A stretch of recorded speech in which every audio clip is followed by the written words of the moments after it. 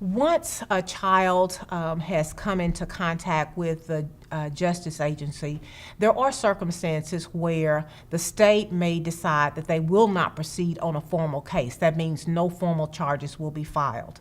In those events, those are circumstances where it's believed that the child and the family just need some additional support services, and we don't have to basically have them integrated into our juvenile justice system. Those cases will take a form of some type of diversion or some type of deferred.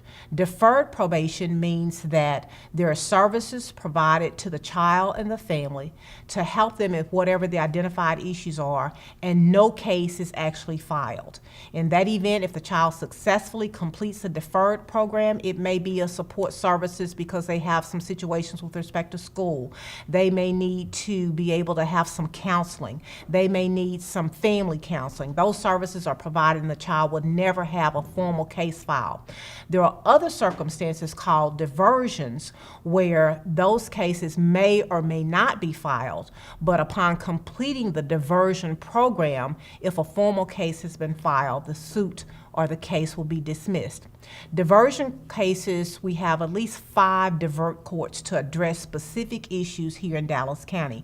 We have a youthful offender court. Those are youth between the ages of 10 and 12 that have been alleged to have committed delinquent conduct, and we try to engage them on a different level because we know that those are very tender years and we don't want them to further penetrate into the juvenile justice system, so we handle those as a diversion to address services that will help youthful offenders.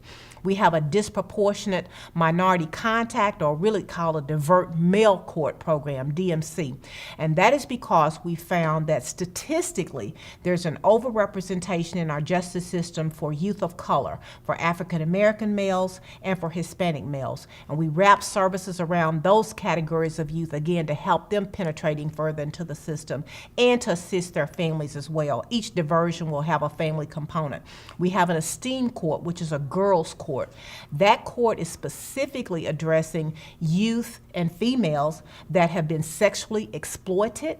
Their issues will a lot or parallel each other. They are runaways, they have school issues, they have substance abuse issues sometimes, a little bit sometimes of mental health issues, but if they're over a certain category of mental health, we'll refer them to the mental health diversion court. But we assist those girls and those families to help them to be able to move forward and be able to have a productive life and to come off of the street and not be engaged in those risky behaviors. A lot of psychological services wrapped around every diversion court. The last 2 would be the mental health and diversion court. Again, if a child has some mental health issues, we want to be able to address those apart from our justice system and to help that family and that child heal and move forward and access mental health services within the community. The same thing for drug court. Get them the services that they need in order to be successful, to be able to be rehabilitated, in order to be able to understand what their substance issues are, what those triggers are,